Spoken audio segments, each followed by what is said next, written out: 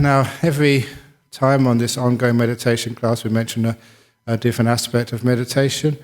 And one of the key important parts of meditation, in order to keep the mind still so it doesn't go wandering from place to place, is to learn how to develop the sense of joy and happiness with the meditation. There's joy in meditation if you're having a good time, if you're enjoying what you're experiencing, if there's a sense of pleasure and fulfillment doing what you're doing, you tend not to move. However, that if you don't like where you are, the mind will always wander somewhere else. So this thing which we call restlessness, never being able to keep still, flitting from one thought to another, that's natural for a person who doesn't know how to build up happiness and contentment with what they're doing. And so part of our meditation is not just to focus on this or focus on that. It's not just to let things be. It's also to develop this faculty of seeing happiness in simple things. I know that in our modern world, much of our pleasure is generated through exciting things where we're fed on TV, on movies, and maybe in life. Things which are always stimulating us and finding our pleasure in exciting, stimulating things. In meditation, we find our pleasure in very subtle, peaceful things. But the pleasure is there, it just means to notice it. So what it really means is that when we sit down, the first thing we do in this meditation is to relax the body so it's in a good position, it's comfortable. And as many of you know, when you are relaxed, there's a certain amount of pleasure in a relaxed body. If you've just gone to have a massage, you've just been swimming, you've been to a spa or whatever, and then your body is really, really relaxed. Or maybe when you wake up in the morning after a good night's sleep, you feel nice and relaxed and cozy. There's that sort of pleasure of the body, of just being totally relaxed, free, at ease. And that's an important pleasure to be able to notice and recognize in this meditation. So when you are sitting down and the body becomes peaceful, please recognize it's a very wonderful, pleasurable state to be in. Of course, that relaxation is never perfect, it's never 100%, but it usually is enough to give you that boost of happiness. And then later on, as the meditation progresses, I ask everyone to start relaxing their mental world. And part of that mental world is this perception of past, future, and present. We ask people to please come into the present moment. And in that present moment, the reason why people can stay in that pleasant moment is when the pleasant moment turns into what we call the present moment. So the present and the pleasant moment coming together. And so when those two coalesce, the pleasant moment is the present is the pleasant moment. In other words, you see some joy and happiness in this present moment, and it's easy to stay there. And that, looking at the pleasure and happiness of just being here now, is what keeps you from wandering off into the future or the past. It simply is very nice just to be here. And I think many of you can recognize that, because there have been many times in your life you've actually really been here. You've been just maybe having a walk by the beach, just enjoying the sound of the waves coming in and going out. You may have just been walking in the forest, listening to the sound of the birds. But many times in your life you've really been here. And there's a certain degree of pleasure in that. And it's good to recognize the pleasure of just being here, not going off into the future, not lingering in the past.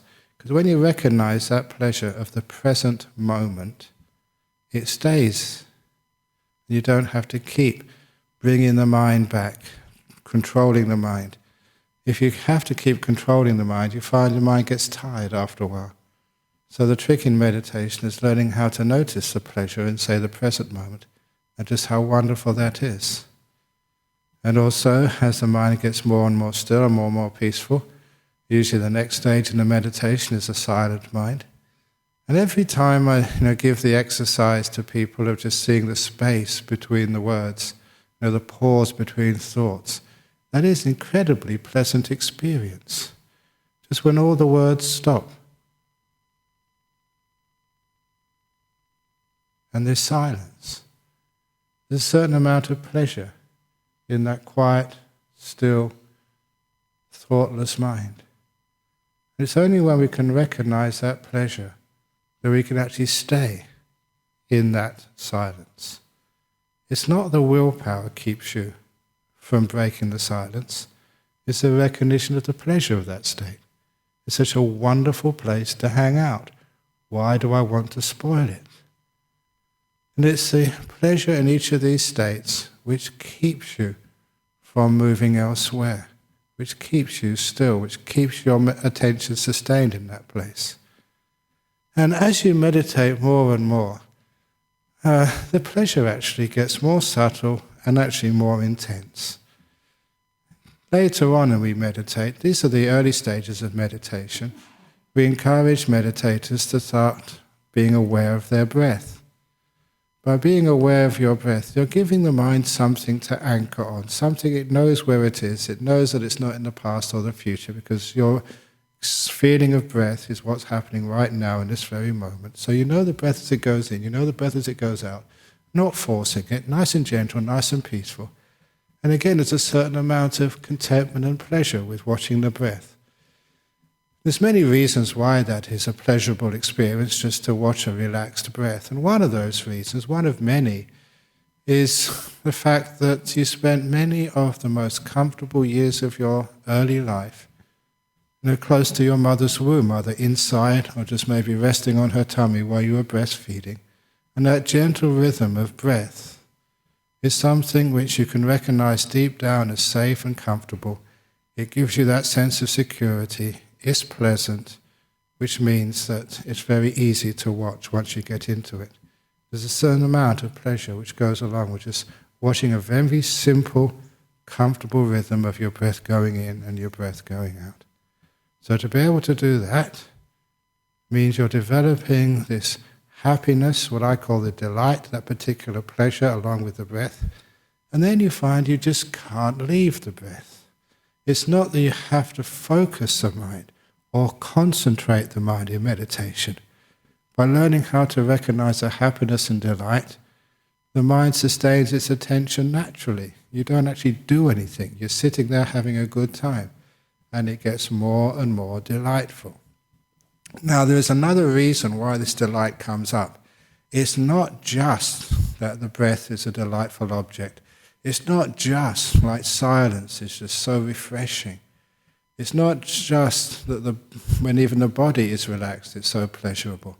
There's something else going on there, which I recognize, again, from the teachings of early Buddhism, is this idea, or this way of looking at the human mind, having two parts to it, the active mind and the passive mind, and the fact that the active mind gets all the energy. You spend too much of your power thinking, planning, moving, struggling, so much so that the other half of the mind, the passive knowing mind, what we call mindfulness, has very little of the energy. It just has the scraps after all your activity has taken the lion's share of your mental energy. But when you do less, when you relax, when you are still, when the activities of the mind get quietened down, more energy is released into mindfulness. You know more, you see more deeply, you feel more deeply, but also with that increased mental energy comes mental happiness and delight. It's just part of the nature of the mind. If you're tired, you're grumpy. If you're energized, you're happy. It's just the energy of the mind is what we recognize as that happiness. So as you do get still in meditation, that delight in something like the breath, it's not just some recognition from an early childhood memories which makes the breath so delightful. It means that the energy of your mind is now released. You can see more deeply, you can see just from the very beginning of an in-breath to the end of an in-breath, you see all the different aspects of just one in-breath.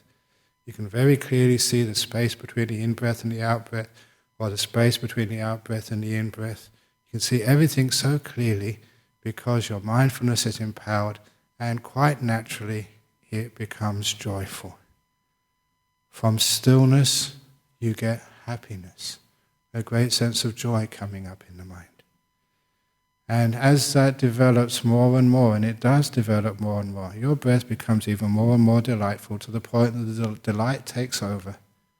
And in the higher states of meditation, what you actually watch, quite on automatic pilot without making many choices, just simply the delight of the mind. The more still it becomes, the more delightful and powerful it becomes. And especially when one goes into the very deep states of meditation, which I usually only talk about on retreats, when we have these beautiful lights appear in the mind, the breath has disappeared, the whole body has gone. These beautiful lights in the mind, they're very, very beautiful. And they give you huge amounts of bliss and happiness. And that's only the start when one gets into the very deep meditation called the jhanas. What are those jhanas anyway? They're perceptions of incredible bliss, ecstasy states, the sort of things which you used to read about of these hermits in the jungles, blissing out for days on end. That's actually what happens when you get so still. The mind's energy gets to enormous peaks of power. And that's just what happens. So we start off in our meditation by recognizing just the happiness, the pleasure in simple things, like just a relaxed body, instead of an excited body. We notice the pleasure in just being in this moment, being free from the burden of the future and the past, just like such a weight has been taken off your mind. And just the pleasure of just silence. You don't have to speak. You don't have to give things a name. You don't have to write a report on your experiences. You don't have to figure everything else out. All that burden of responsibilities and duties are taken away, and you are free. It's one of the problems when you go on holiday. If you go on a holiday, the holiday gets spoiled because you have a burden of having to be happy. So it's rotten when you're on holiday and you're not having a good time. You feel such a failure. Even just on holidays or on vacations, you have this great pressure on you to have a good time. So you can tell your friends when you get back what a great time you had. When you go on a holiday and you go back to work afterwards and you tell everybody you spent a few $1,000s having a miserable time, you feel such a fool. So even on a holiday, there's a pressure on you to be happy. Here, there's no pressure on you at all. Totally free. Oh, what bliss. So in other words, when you are in the present moment, there's no pressure on you at all to write a report, to figure out the meaning of life. No pressure on you at all. You can totally put all that aside and just be silent. Oh, what bliss. And then just, when you're watching your breathing, just notice the pleasure of the breath. Nothing else to do in the whole world. Just watching this breath come in. Nothing to do in the whole world. Just watching this breath go out. Just very similar to some experiences. Similar but much deeper and more profound than going to the ocean and just watching the waves come in and out on a calm, sunny afternoon. It relaxes you. It brings you to a state of peace. It brings you to a state of burdenlessness. We've got nothing to do. Oh, what bliss. So that's just an aspect of meditation which is really important, to notice the pleasure and the happiness of each stage. And as I lead the meditation today, I will just be emphasizing this and pointing it out at the first 15 or so minutes. And afterwards I usually be quiet and I enjoy my meditation as well.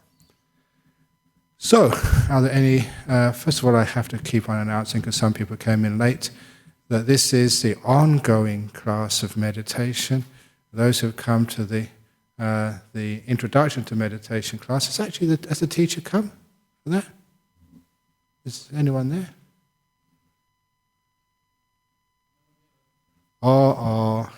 Someone has forgot it was their turn to teach.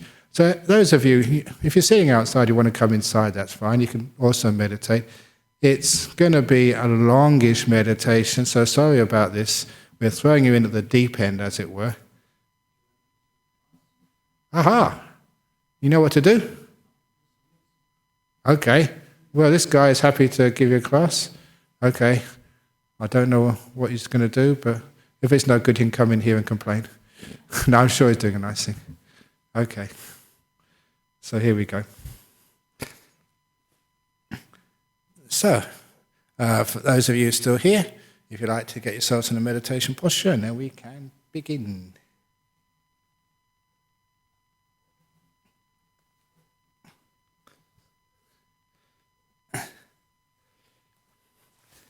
So you close your eyes, and even if before you start relaxing your body, just see if you can appreciate the pleasure of about to spend 45 minutes in doing absolutely nothing. No boss who's going to tell you what to do, and no exam at the end of this, no judging whether I was good or bad. See the pleasure of being free from all those demands on you. You're free just to be, rather than to live up to some idea or some standard. So first of all, appreciate the pleasure of such freedom.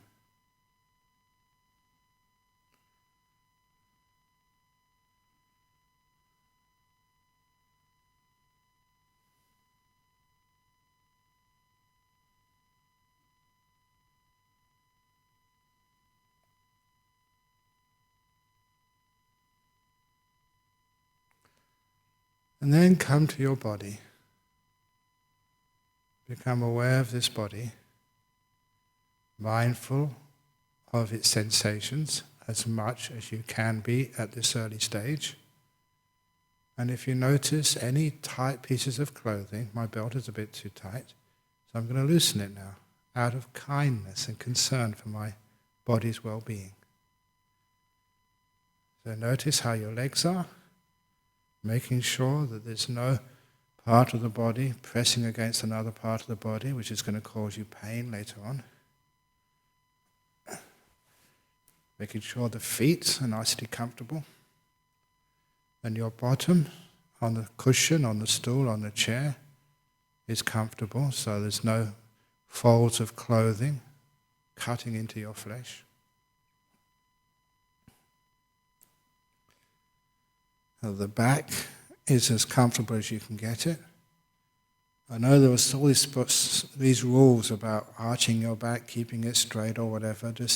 I don't believe any of those rules. I feel what my back needs. I can feel its optimum position. And I relax it in that position. My arms and my hands and my head. I always like to spend a minute or two on the face to make sure the eyes are closed but not screwed down tight. And the mouth is closed but not clenched. So the whole face is showing visual signs of relaxation, comfort and ease. And if there's any tightness or tension inside the body, any irritation or pain, I focus on that. I imagine it relaxing. Sometimes it's like the part of my body is being stretched by two monsters inside my body pulling at something. I imagine those monsters letting go. And the string becoming slack. Sometimes it's of a ball of tightness in the body, a ball of pain. I imagine it expanding and expanding. So instead of getting tight and dense, it becomes soft and fluffy.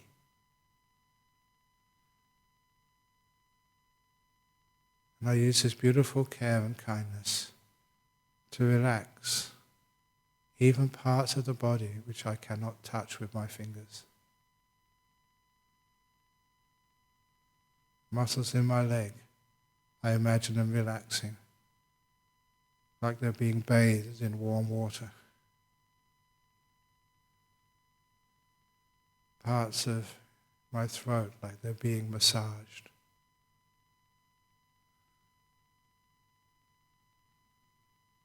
Adding kindness, compassion to mindfulness. So I'm aware and I am kind to what I am aware of.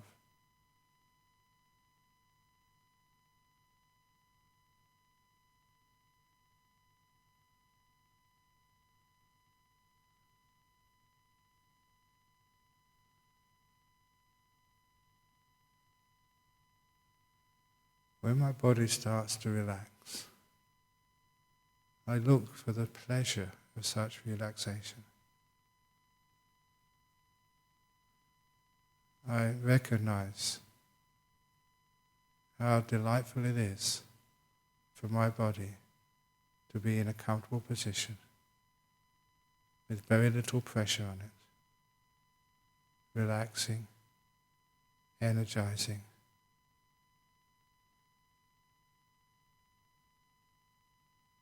Because that pleasure, when I recognize it, helps the body to continue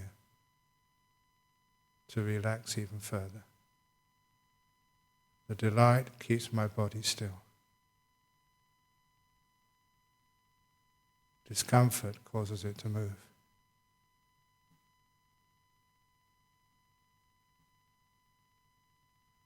And I stay with that delight because I deserve it. I deserve to relax. Say to yourself.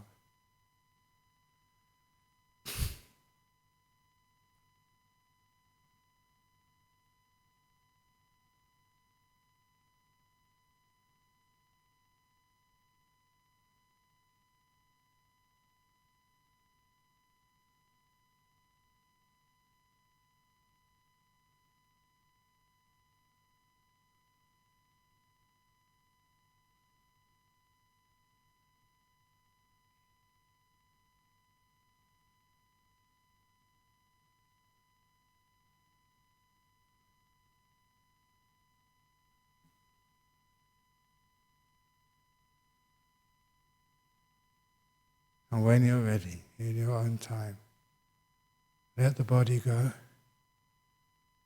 and focus on relaxing your mental world. See if you can abandon all this burden of the past. Like so many bags you have to carry, all containing your history. Now's the time to put those bags on the floor. So you're not carrying the past during this meditation. Doesn't matter what terrible bad things have happened to you. You put them down. So in this time, you can just live in the present. Whatever awaits you in the future, you put that down too. So you're not carrying the anxieties and fears and hopes of the future either. Between those two, between the present and the past, between the past and the future, you find the present moment. When you let go of past, you let go of future, what's left is called now. And you relax into the now. You're kind to it. And the present moment becomes very delightful. See if you can notice the joy of being now. The freedom from so many burdens.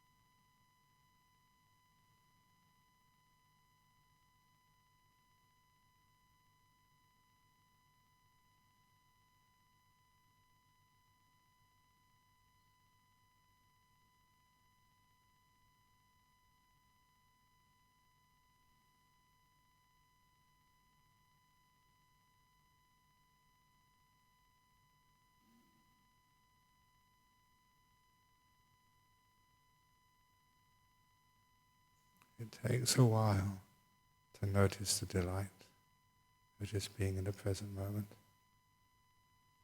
Because without that recognition, the mind will go off into the future or the past, or go into thinking fantasies. Stay in the present moment, hold it there, until you can see the beauty of now.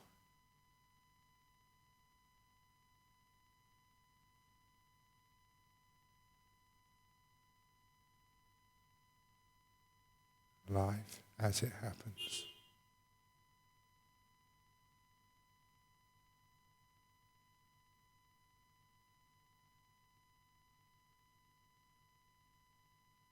Just being, not going anywhere, not lingering, alive.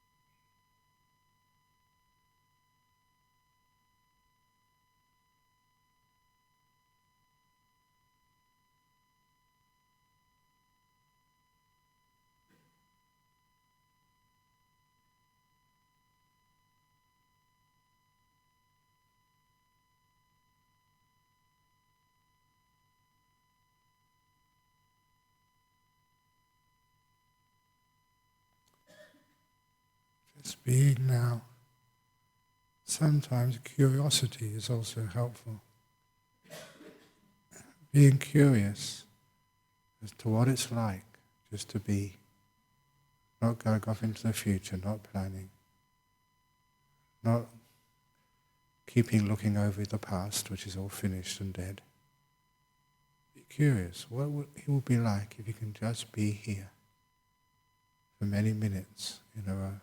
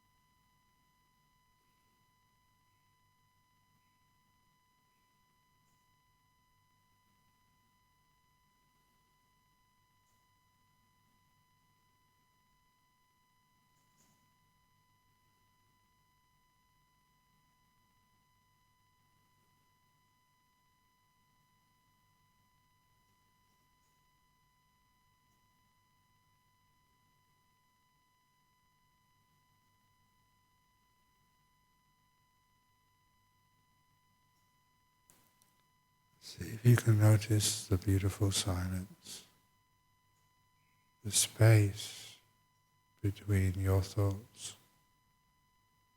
the gap between the words. And you can recognize the joy of silence. It will stay.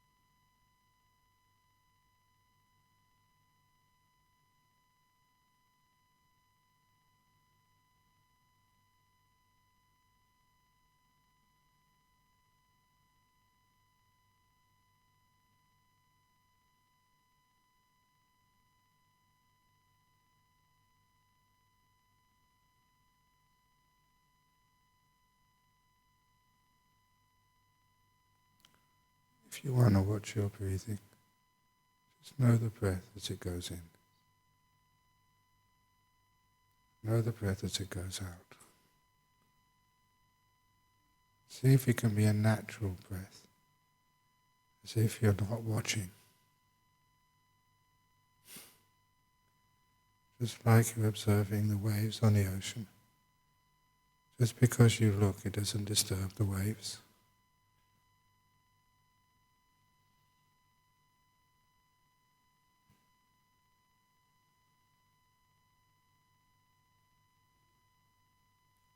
Noticing the pleasure, the simple pleasure of just watching breath come in and go out.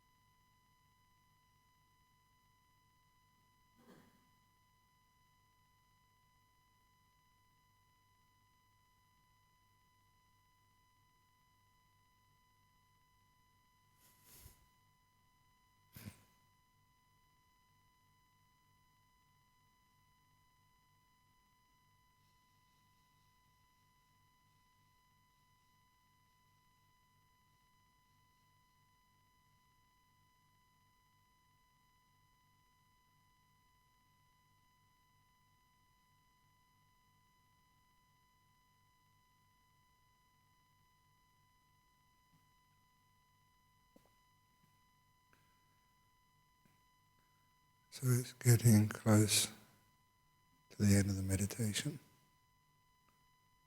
How do you feel? What's it like inside? Especially, how much delight in meditation is there? To recognize the pleasure of a peaceful mind, the happiness of a mind which is free from so many burdens and worries. If you recognize that pleasure, the mind will go back there again and again and again.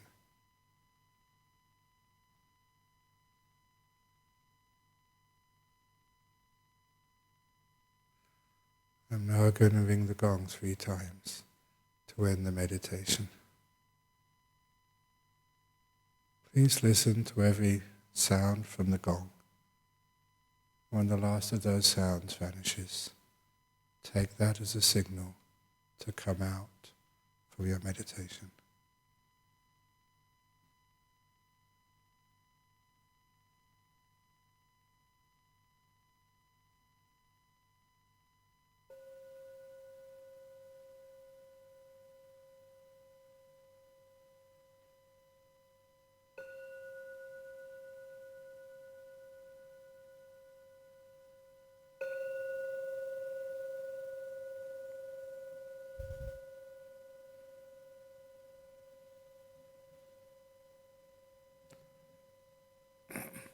Very good. So there we go. A nice, delightful meditation today. I'm not sure if this was broadcast today. Are there any questions from the internet? Doesn't look like it. So this was offline today. So, are there any questions from the floor? Please, if you have the questions, please ask them now, because at 4:15 I have to rush out of here. I'm going to Melbourne to launch a meditation book tomorrow, and the flight leaves at 5:30, so 4:15 I'm out. So any questions anybody has? So you don't actually line up in front.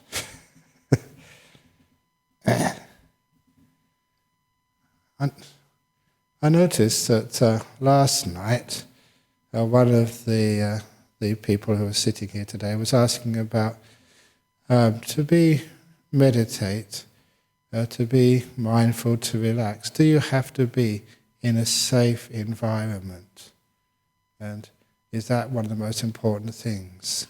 And I was reflecting on that question and noticing that where I meditated as a young monk was far from safe. You were meditating in the jungles of northeast Thailand, and there really were snakes there. I was told when I first went to Thailand, there was 100 species of snake. 99 of those species were venomous, and the other one strangled you to death. In other words, each one of them was very dangerous. And not only that, there were tigers, there were bears and elephants, and those elephants would kill monks. Not only that, there was all these diseases. Some doctors said you're living in a bacterial soup of malaria, typhus, and goodness knows what else was there. But nevertheless, I had very wonderful meditations. And sometimes, some of these monks, they would deliberately send you to scary places. Many of the Thai monks were terrified of ghosts, so they sent them to meditate in the charnel grounds, next to bodies which were burning in the open, places which were really spooky. And if that didn't work, there was this one monastery in Laos just before the Vietnam War and the communists took over.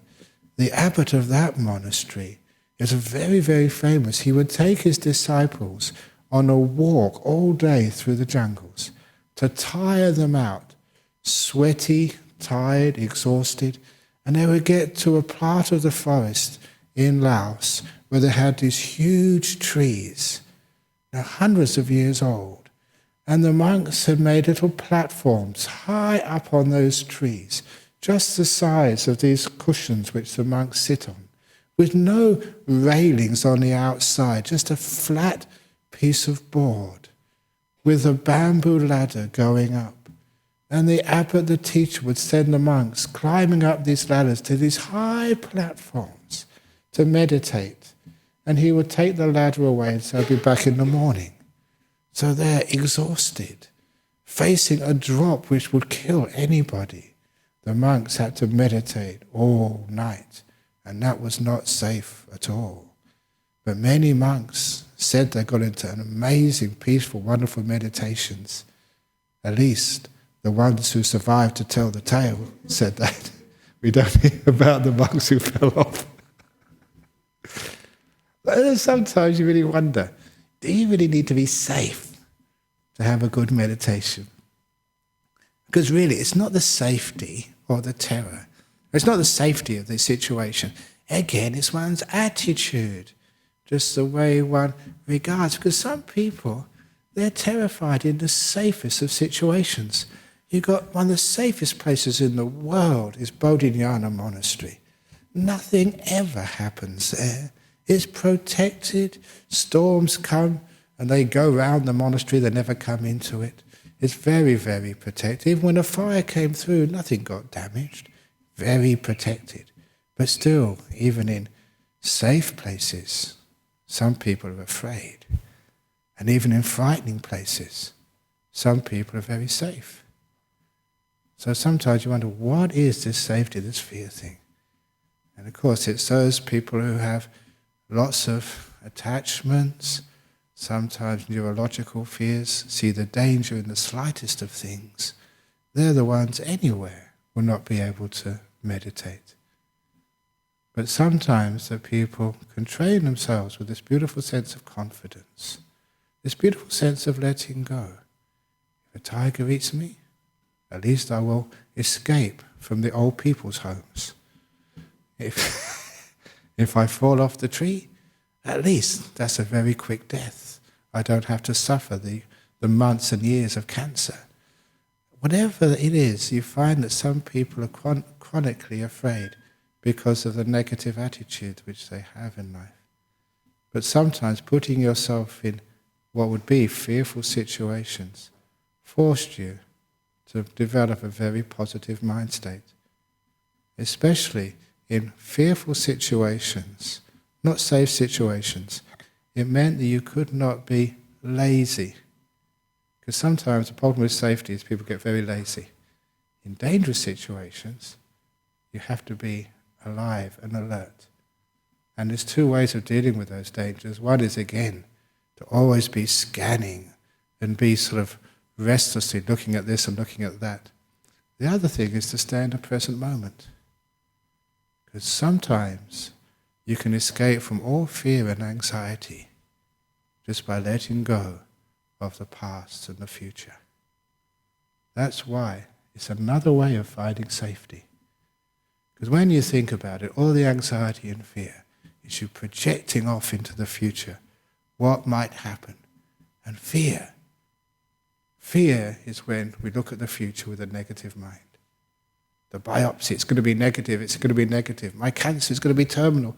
I know that this irritation in my throat is the beginning of HIV. I know this little thing in my nose, that's the beginning of bubonic plague. I'm going to die, it's going to be the end of the world.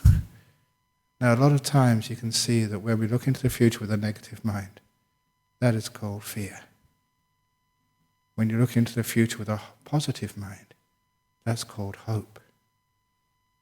If you don't look upon the future at all, that's called meditation. And there you find the greatest degree of safety, right here, right now. So the external situation, it can help with a lot of people, but it's not all that necessary. Sometimes just being in the moment is the safest place you can ever be. Because all the fear, which is all to do with the future, thereby vanishes. That's why the present moment is a place of safety, a place of happiness, a place of freedom. Any comments? Chris? Okay. Yeah, okay.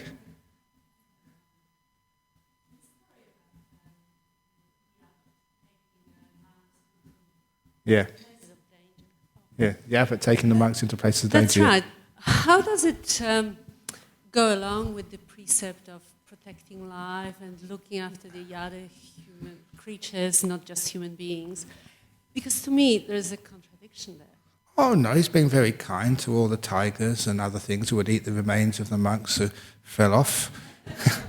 He's been non-discriminative between the animals and the monks. No, it is a bit of extreme practice, I must admit.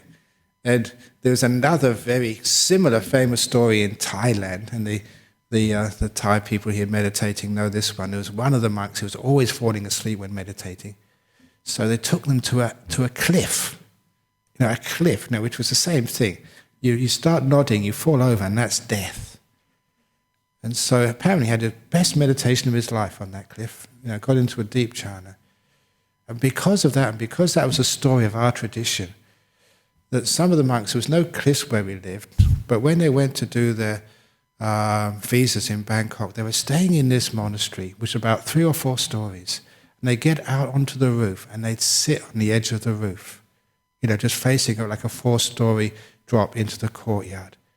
And as soon as the abbot saw that, he locked that door and prohibited the monks from doing that, because he realized, maybe it might work for one monk, but for most monks, they'd probably fall off and the monastery would get a bad reputation of killing people. So it's true, you have to protect people. That was an extreme, but it's interesting that many people actually did. I've never done that to the monks of Bodhinyana Monastery, never put them in fearful situations. I don't think it really works. But if you are in that fearful situation, it's interesting. That's the way you can deal with it. I was actually wondering whether it was a question of degree, whether they were advanced monks who were already so skillful that they could cope, or was it just the beginners just throw them into the deep end and I think this was actually swim or sink? They was throwing them in the deep end. Live or be eaten. That's right. Yeah, I think it was in the deep end to separate. No, not from the men from the boys, as they say in Australia. The monks from the tiger food. But no, that's a bit extreme, I must agree with you. Are practices like this still happening? No, they don't happen anymore. The Amnesty International, the lawyers would sue the hell out of you if you did things like that. It's just interesting, it did happen. And just generally, even myself, I was a Westerner, and you were in these jungles which were very, very dangerous. But, you had a choice. You could live with your fear, or you could actually just say, okay, I'm not going to be afraid, and stay in the present moment. And sometimes it was actually an advantage there. You couldn't be lazy. The mind is very lazy sometimes in a safe environment. I can do it tomorrow. It's really nice and safe, so I can actually fall asleep. But when there's a little bit of an edge there, sometimes your mindfulness increases. Yeah. Bhante, the monks at the Tiger Temple in Thailand, when I was there, this was quite some years ago before it got a bit more commercial, but that's exactly how they do. I mean, I've seen a guy take a huge Bengal tiger monk, take a huge Bengal tiger for a walk for about 500 metres, and I spoke to the monk, the head monk there who runs the monastery, and I said, you do this by staying in the present moment and radiating loving kindness, don't you? And he said, yeah, that's our trick. That's our trick. Yeah. Because if you actually radiate and this guy actually, the head monk, he came along to me and he said, sit down here, and he brought a Bengal tiger and he just pushed it into my arms and he said, just stay in the present moment. And just, it's a pretty weird thing to do, but you've got this huge tiger and putting your arms around this huge tiger, and you just can't go, there's no other place to go but the present moment. Yeah. Because otherwise you just get totally freaked out. And those animals really, they know fear. They can pick it up. So, I think what you're saying is correct about staying in the present moment as a refuge place. Yeah. Excellent. Thank you. Okay, I'm going to finish off now because my lift has arrived, so we can bow 3 times. And then please excuse me, I'm not going to be able to answer any of your questions afterwards. I'm going to just go straight into that car. So if you've got any very deep, important questions to ask about the nature of the life, you can see the monk sitting next to me.